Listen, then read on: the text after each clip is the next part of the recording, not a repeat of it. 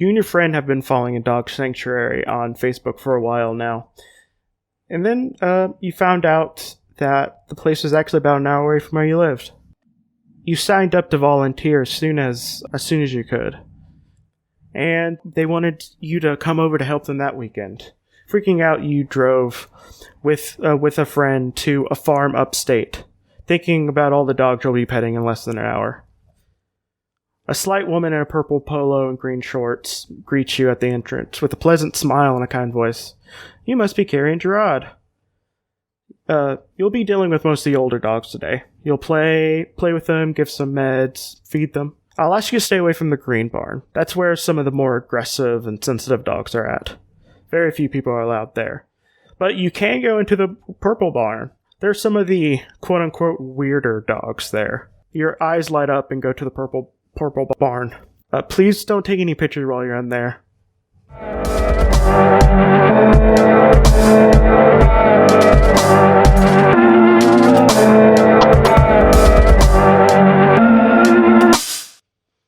Hey, welcome to Creepy Critters, a podcast where I still don't have an intro for. My name is Jessie Cooper, and with me today is Olivia. Yeah, she's a new friend. And we're going to be talking about dogs. Because apparently, I subconsciously took a break from all the murderous cryptids. Don't know why. I'm having another. Next month is just because of how stuff is going. I'm probably also going to have another month of cute cryptids that don't murder people. So, yay. What should I call it? Should I call it Creepy Cuties or Cute Critters? Creepy Cuties.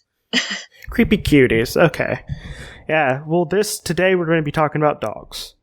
Or things that are dog-like, or have dog things in their name. Really only two of these are actual dogs, and then the other two are just something that is dog-like. One of them actually isn't a dog at all, it's a lizard. What, do you have any, cryptid things you'd like to talk about briefly before we start? I mean, I grew up in New Jersey, so I was always into cryptids. I know you've done the Jersey Devil, and my interest started there, and then it went to, the Chupacabra, kind of the classic cryptid dog, which I think drinks chicken blood. So I'm excited to hear what you've got.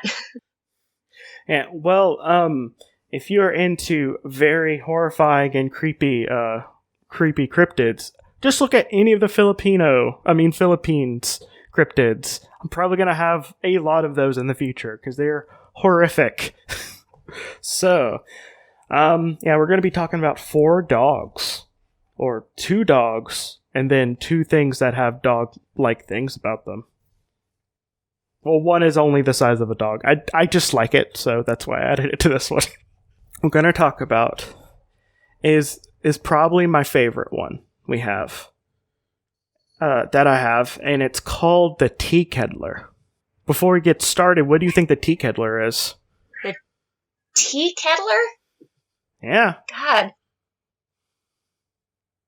Oh man, I don't know. That just sounds like a horrible kitchen demon. No, in fact, it's almost the opposite. By kitchen demon, it would be a dining room angel? I don't know. Well, the Tea Kettler, or the Urocyon Igblibision. That was horrible. Some of these have fake Latin names.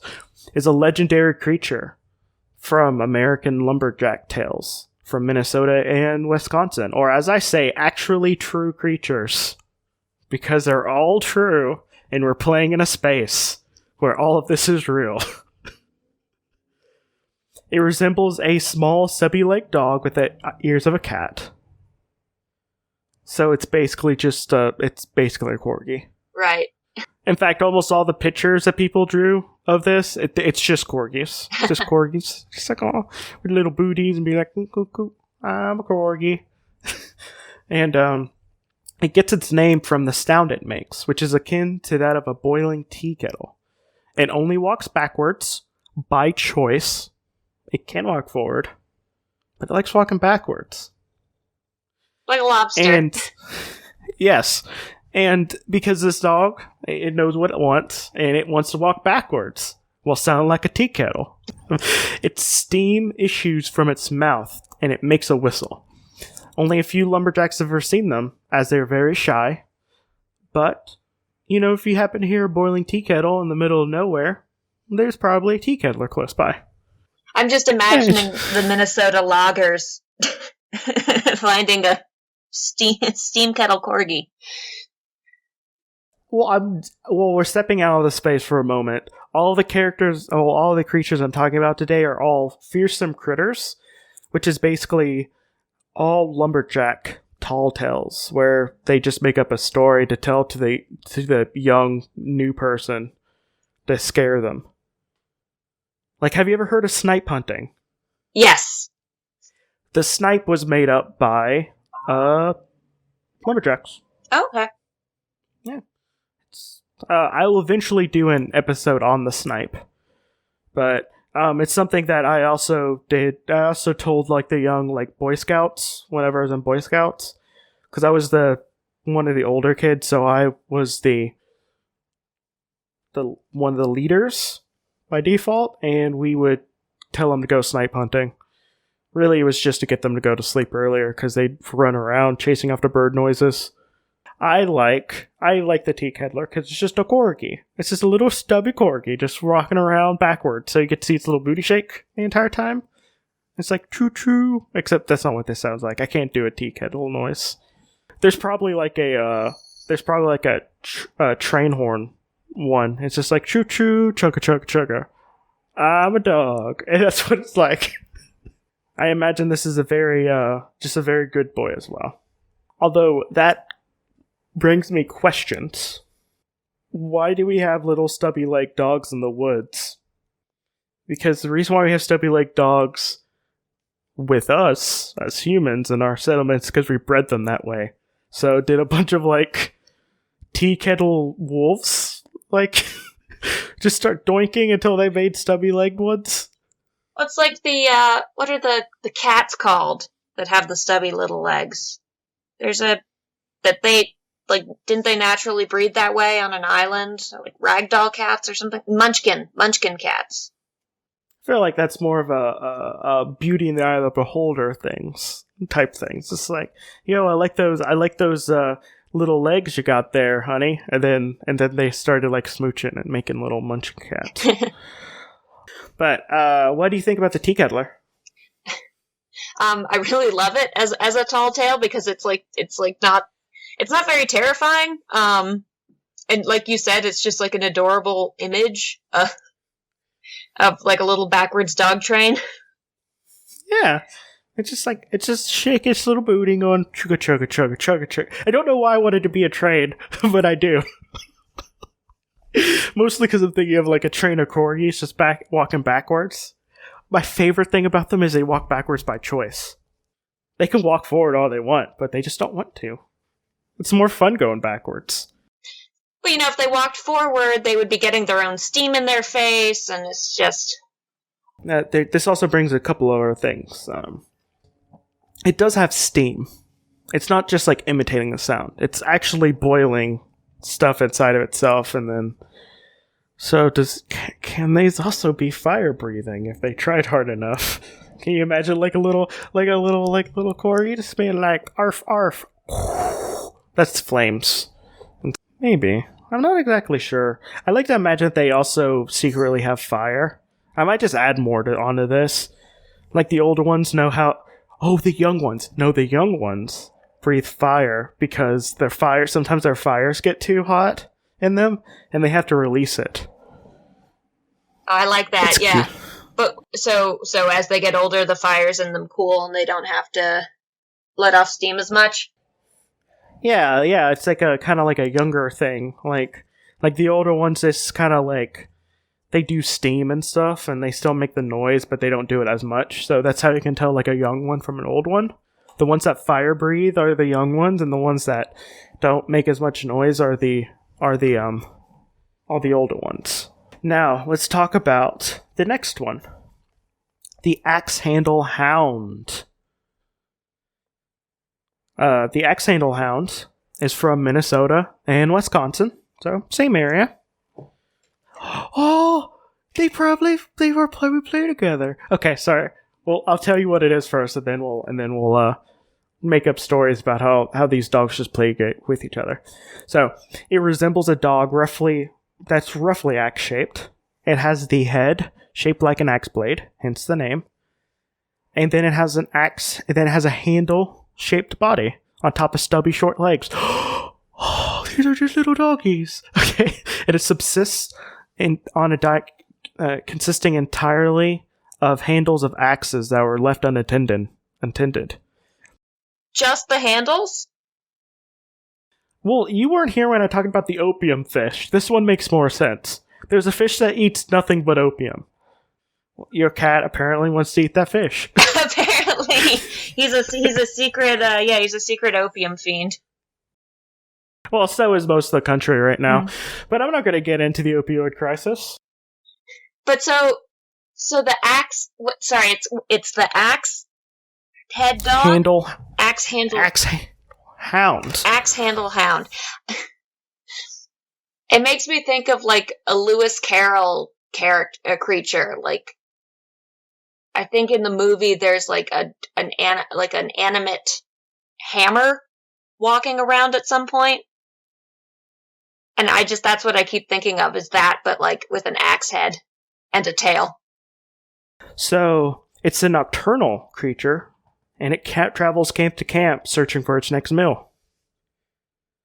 So it just goes around being like, hey, you're a bad lumberjack. Nom nom nom nom nom. Enjoy whittling a new axe handle, and then just goes on to the next one. It's adorable. In Minnesota, there is a canoe access campground named Axe Handle Hound after the creature. Yep. It's near the Voyageurs National Park, close to the town of Linden Grove. So we have two little doggies that have little stubby legs and little stubby bodies, just doing stuff. Do you think they play together? Oh gosh, I hope so. You weren't kidding when you said these were like creepy cuties. They're just like so incredibly charming. They are. Wait, give me a moment. I'm going to send you a picture of the dog. There's the Axe Handle Hound. It's a drawing. It's adorable. Oh! Oh my god, it's so much cuter than I was picturing it in my head. Yeah, it is. Tea Kettler. I'm gonna send you a picture of the Tea Kettler as well. Because this is one of the cutest ones I've seen. Anyway. I like that one, but the Axe Handle Hound is definitely number one for me. Yeah, and here's another a picture that the Pine Barren Institute apparently comes from them. But, like, it's just adorable. They're just tiny little dogs that walk backwards. Oh my gosh! I like too that the tails they are like teacup handles. Yeah, it's so happy. I like it. So now we're going to talk about the oomph. The oomph is another fearsome critter, or as I like to say, actually real critter, about the size of a dog, but looks like the cross between a big lizard and a toad, with long claws and sharp spines across its back and big spots. They go hunting for bird eggs and nests, and when they find one, they make a noise deep down in the throat. That sounds like oomph, oomph, oomph. Yeah, so that's pretty much it. It's just a little lizard thing that says oomph, about the size of a dog. What do you think about that one? I don't know. That's just, I'm not a big toad fan, so. Oh, I like toads. I like frogs. Toads, we had a dog growing up that would always try and eat toads, and then she would start foaming at the mouth from something they secrete from their skin, and it's just, toads covered in like foam and dog slobber is like my only thought when it comes to toads. Oh, okay, but that's so cute. That's like a bulldog mixed with a chameleon. That's I like that. Yeah. And it's just cute. And we have one other thing. And this is probably going to be a slightly shorter episode just because there's not much. These are just things that lumberjacks told each other that didn't scare people. It's like, hey, look, there's a little cute doggy over there. Whatever. I imagine the axe handle hound was like used for like pranks all the time. Well, it's like it's a perfect excuse for like if you lose your axe. It's not my fault. Just axe handle. Yeah, because the metal's gonna be there. Like you just take the axe handle from someone or burn out the axe handle, and when they left, and be like, well, it looks like the axe handle hound ate it. You should have been more careful, newbie. The last one we have, it's more of a... This one could be scary if it was actually harmful to humans, but it isn't. It is called the boat hound. It is another fearsome creature. Fearsome critter, I should say, from North America. It has a long body like a boat with big frog-like feet and 4 ears. With the front 2, it can hear everything in front of it, and with the back 2, it can hear everything behind it. It has a big mouth like an alligator, and during the night, the creature looks for boats that careless people forgot to tie up, and when it finds one, it swallows it right down. And during the day, it sleeps at the bottom of the lake. Okay, so it's a boat-shaped dog that eats boats with a crocodile mouth.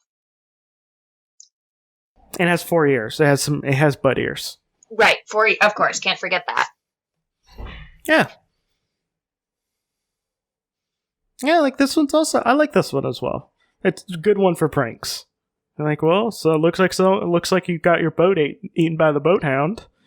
I'm just trying to decide, like... I guess it's boat-shaped so that it can more easily swallow boats, but I'm, like, trying to decide if it's... like, what kind of boat it's shaped like. Rowboat, a canoe... I'm imagining since it's on a lake, it's probably a rowboat. Rowboat or canoe. The picture is not good either. Oh, no. Oh, gosh, no, I do... That's... Oh my gosh, that's really terrifying. It's not that terrifying. It's like a... I don't know. I don't know why I dislike... It's like a... land shark. Well, I mean, technically it's a lake shark. I mean, true, but it has little feet. It has little feet, and it has little ears, and it has little eyes, and it has a big old mouth that eats boats. How could you hate that, Olivia? Yeah, I don't know what I'm thinking, not embracing that fully. Yeah, but like I like this one as well, because it's also good prank fodder. Right, no, that's true. You steal someone's boat. And be like, well, someone was bad with their boat, so I'm going to teach them a lesson and tell them it was this thing. And then be like, psych! Or you just steal their boat. You just straight up steal their boat. And tell them it was this. Oh my god, I feel like this is just like the level of... I don't know. I'm going to have to start making up my own creatures for the sake of stealing other people's shit. I mean, why not? It's just like, well, it looks like the pen fairy took your pen because you left it on my desk and it was supposed to be in your pocket. Oh, the Pittsburgh sewer koalas always stealing your deck furniture. And just always, it's so weird. They only like eating wicker furniture. And they only do it at night. And it's a koala, but with the front arms of a praying mantis. I don't know. They're weird. Well, speaking of it, let's make you know what? In the spirit of this episode, because almost all of this is for pranks. These are all prank animals. And by that I mean they were created by God to be prank animals, because these are totally true animals. Okay, so if let's make a lumberjack style cryptid that does something benign, but also kind of annoying. I feel like one that steals bikes, although that one's annoying because I would hate that. I would hate that one. Okay, it's a shoe goblin. Okay, it's a shoe goblin. What it does is it unties your shoes while you're not looking. Man, that'd be a real dick shoe goblin. Well, yeah, it does. It just unties your shoes. So, it's just like, well, I know I tied my shoes. And it's just like, well, guess what? The shoe goblin got under your desk and untied it and went away. Sometimes it eats the little plastic ends that makes it easy for it to go through your shoe. Like car gremlins that change your car seat position. Oh, yeah. So it's like so slight. You're just like, I don't know why this feels different today, because no one else has driven my car. And the car gremlin also makes the music volume way too loud occasionally. So when you turn on whenever you turn on your car, when you're blasted with those noises, it's the car goblin. Okay. It doesn't do anything. Car gremlin. It doesn't do anything that will actively hurt you. Mm-hmm. Will just slightly change things. The only evidence of its existence is that slight layer of fuzz and grit that develops on the coins that you keep in the cup holder for toll booths. Yeah, this is actually perfect for a benign, malicious cryptid. Yeah, if you have that little layer of grime in your cup holder, car gremlin. Yep, that's what it is. Because that's where it hides out. They're actually very tiny. And sometimes you can capture them at in the edge of your eyesight at night, but very rarely. Yeah. So I wouldn't be surprised if that's actually a thing somewhere out there. Yeah. Okay. So now, my favorite part of the show. So this segment is called Make It Sexy / Make It YA / Make Just a Story. So we're gonna have to make a story about all 4 of these cryptids. We can either make it a YA story, a sexy gritty story, or just a story. I'm leaning away from sexy, because all of these critters have short, stubby legs and horrifying mouths, so... I don't know. I think you're kink shaming automatically there. Some people might be... Think of those munchkin cats. They saw short legs and they're just like, you have terrifying mouths, but I like you. Because cats have terrifying mouths. I imagine they also think they're terrifying. I'm thinking a summer camp story. All right. Yes. And what would it be called? Okay, so I think the Tea Kettler and the Axe Handle Hound would both be from the same camp. Yeah, definitely. They're like cousins. Yeah, they're like cousins. And they're in a competition with the other side of the lake, which has the boat hound and the oomph. And the oomph is kind of like the bully sidekick, because the boat hound is a bully. And they're rich for some reason. I don't know. I guess only rich people can afford a boat to feed themselves. Right. To feed themselves. I also really like the idea of the oomph riding on the boat hound's back. And all it does is say yeah. Yeah, just like a little shoulder gremlin. Yeah, it's just yeah. And then it does a thing. Mm-hmm. Whenever it's trying to scare people, it's just and wait, even better. One is a mathlete side, and that's the little stubby dogs, and they have eyeglasses as well. This is an '80s summer camp movie, by the way. Right. I mean, And they have glasses on, and it's adorable because they're tiny. And everyone makes fun of the tea kettler because he decides to walk backwards. Because he does it by choice. Everyone knows he can walk forward. He did it a couple of years ago. Now all he does is walk backwards. And they have to like have a what's a summer camp thing? Oh, the rich kids are gonna buy the other side of the camp. Oh man, and then the axe handle hound and the tea kettler have to save camp. Yes. So they have to save the camp by winning a game that it seems like they'd be bad at first. Oh, a boat racing. Yeah, so I'm thinking a boat race where the boat hound thinks he's got an in because he basically is shaped like a boat. He is a boat, but the tea kettler is able to use his steam to make a steam engine. Yes, exactly. Or like inflate a little sail. Or something. Yes. Something.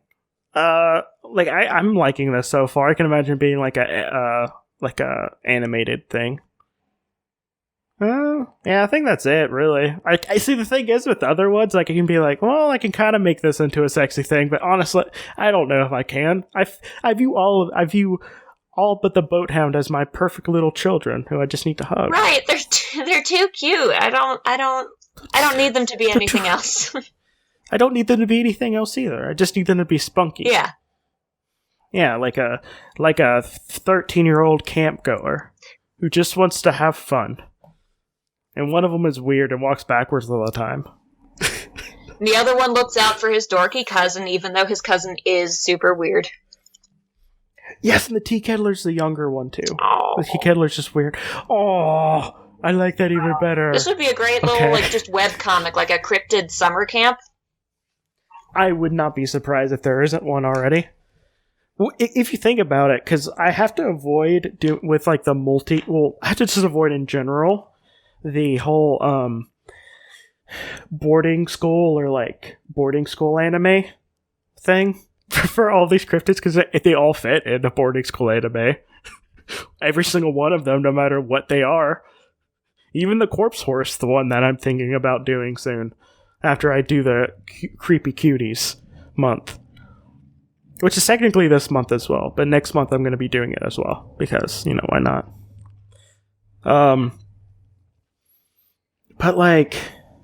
Yeah, I don't know. There's not much more I could say, honestly, about it. There's not much to these. It's just I just wanted to talk about them because they're all so cute. They're so cute. I'm so happy to learn about these because most of the cryptids I read about are, Jersey Devil's my main dude, and he's terrifying, but I kind of love him. And then you've got, my parents live on Lake Champlain now, so we've got Champ, which is terrifying. And then, you've got the Chupacabra, you've got, Sam Squanch, Sasquatch. Not a lot of cute cryptids, so I'm really happy you taught me about these guys. Oh, I'm gonna have another few episodes about cute cryptids as well, because they're cute. Actually, I might need to spread one of them out. Next month is probably going to be one creepy cuties and one just horrifying cryptid. That's a corpse on a horse. It's a corpse centaur with one eye, and he chases people down until he gets them and then eats them. Yeah, good. Also, there's another one that I found that is basically just a sexual assault bat. Oh no! So, do you have anything to plug? Nope. I create no content at the moment. I write fan fiction sometimes, but that's about it. Oh, is it embarrassing fan fiction? I mean, by that, yes. I'm struggling to be proud about it. It's very good therapy for me. I write Invader Zim fan fiction, so I'm really, Just going back to the early 2000s. That's the year I like. The early to mid 2000s. Yeah. AKA the worst nostalgia point to have. Yeah, it's not a good one. It's not a good nostalgia point, but I have it. Yeah. And it's mine. Because I get like the Invader Zims and stuff, and I get like I don't know if you read like slave labor graphics, but like graphics like that. But you get other things like Johnny the Homicidal Maniac and the cute little dead girl. Oh yeah. And other things like that. And also you get all the emo shit that I'm still super like part of me still wants to be like just the most emo kid in the world. I know, sometimes it's so I dusted off my black and hot pink high top Converse the other day and was like, it might be time to start wearing these again. No, it's just like for whatever reason, I don't know. Why not? Like, I can start reading, Johnny the Homicidal Maniac again, and I still have Lenore the cute little dead girl on my shelf. Oh no, I still have the whole episode where Ragamuffin gets scabies and all that diseases starting with S. I don't think I remember that, but well, I mean, you should go and read it because it's very immature and funny to someone who is an edgy 12-year-old. Right. As edgy as a 12-year-old can be. Edgy 12-year-olds whose favorite episode of TV for the longest time was the episode of Invader Zim called Dark Harvest, where he just tries to get as many human organs as possible so it can be the most human. Yep. It's like 3 hearts, 10 spleens. I just love the end of that episode where he, I'll slice it like the quote, but like he's going for his physical and he has multiple, and he's just a pile. He's literally a sack of human organs. Yeah, he like tucks an intestine back into his mouth. Your stupid plan won't work, Zim. You'll never pull this off. You speak craziness, Earth Boy. More organs means more human. It will work. There! Why, you're one of the healthiest little children I've ever seen. And such plentiful organs. So yeah, I have nothing to plug aside from just the shameful admission that I write Invader Zim fan fiction, so people are welcome to try and find it, but I'm not going to tell them where it is. Oh, I'm going to try to find it. Wait, is there any kissing? There's going to be. It's taking a very long time. There will be kissing. Okay. Because if Dib and Zim do not like have a hot, steamy romance from all the hate they had forever, then I don't know if I can read it. Right, I don't understand the point of it unless that's not the end. So I mean, they have to like not necessarily hate fuck, but at least hate makeout. Right. No, exactly. It just takes a while to get there. Yeah, it takes so long to get there. So that's the 2 things I do with life: graduate school and fan fiction. Well, I have another podcast called Alphabet Flight, which I go through all of the characters in the official handbook of the Marvel Universe, 89 edition, alphabetically. By the time this comes out, I'll be post 200 episodes, so I'm not even halfway through yet. So that's going to be fun. And besides that, you can look at my cat, aka my cute little cryptid with 4 thumbs. Yeah, he has 4 thumbs. I bet you don't have 4 thumbs. Well, my cat does. And he uses them to scratch real good. But you can go to @MarvelousMooch on Instagram for that. And thank you for listening. Maybe if you hear a tea kettle in the middle of the woods, maybe there's a cute little doggy just walking backwards, getting closer to you. Bye.